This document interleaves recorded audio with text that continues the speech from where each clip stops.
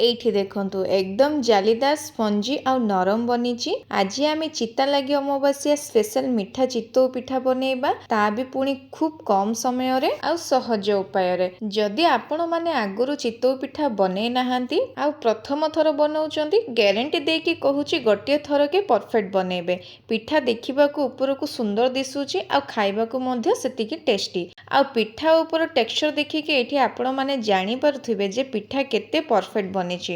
एही भली कळिया कळिया चितौ पिठा बनेबा पई वीडियोटी फुल देखंतु। टेस्टी मिठा चितौ पिठा बनेबा पई मु गोटे ग्लास रे मापिकी नेइची घरे थिबा नॉर्मल अरुआ चावल। तो ग्राम रे देखिबे ताहले 300 ग्राम अच्छी, आपण माने कम अधिका करिकी नहीं पारिबे, किंतु गोटे जगह सेट करिबे जोंथिरे कि आपण चावल को मापिकी नहीं पारिबे।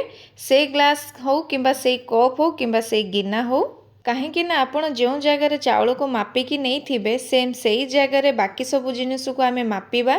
माप जदि ठीक रहिला आमर पिठा परफेक्ट बनिबो।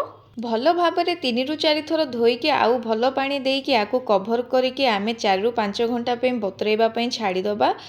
तो एठी देखंतु 4 रु 5 घंटा हे गलानी। 4 रु 5 घंटा परे चावल एठी भल भाबरे फुली जाईची आउ बतुरी जाईची। एबा आमे चावल को भल भाबरे धोईकी छाणी नबा। एबा आमे बतुरा चावल को मिक्सिंग जार रे देई दबा। आधा ग्लास मु नेइची नड़िया, जहा कि नड़िया को छोट छोट काटिकी नेइची। गोटे ग्लास चावल पई हाफ ग्लास नड़िया। एबा आमे बास्ना पई 2टा अळेचो को चप्पा बाहर करिकी केवल मंजी को देई दबा। एथिरे बाटिबा पई आमे देबा पानी, सेम सेही ग्लास रे देई दबा पानी। एठी मु पाखापाखी 3 रु 4 चामच दउची पानी।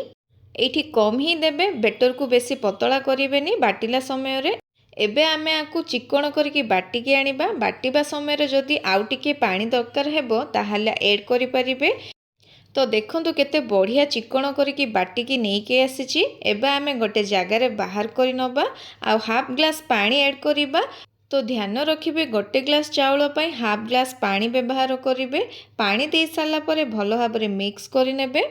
आउ आकु 2 रु 3 मिनिट पई एमिति भलो भाबरे मिसेई नेबे। यार टेक्सचर देखंतु एही भलिया रहिबा दरकार।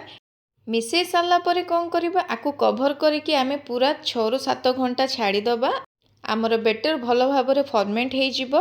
जदि आपण माने चाहू नाहांती बा टाइम नथिबो ताहले आपण माने सोडा किंबा इनो देकी आकु इंस्टेंटली बनै पारिबे। आउ गोटे कथा, आमे आकु नड़िया देकी बाटिचे सेथिपई जल्दी खट्टा हेइ जिवो। 6 रु 7 घंटा काफी रहिबो, आकु अधिका फर्मेंट करिवेनी।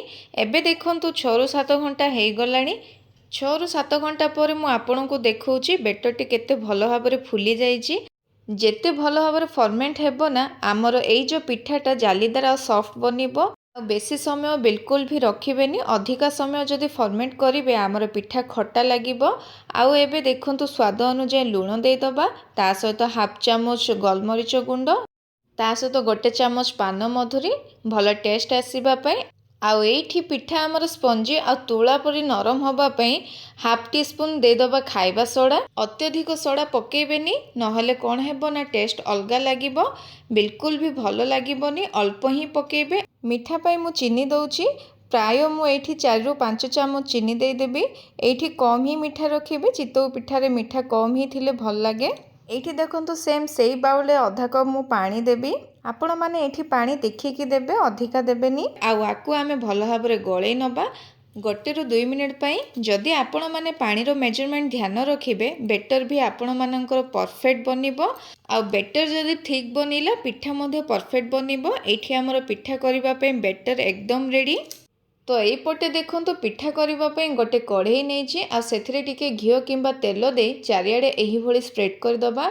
चितौ पिठा बनेबा पे सबु बेले भारी मोटा आउ गभीरिया कढ़ई नियंतु, पिठा परफेक्ट बनिबो। पिठा जमा भी पड़िबोनी।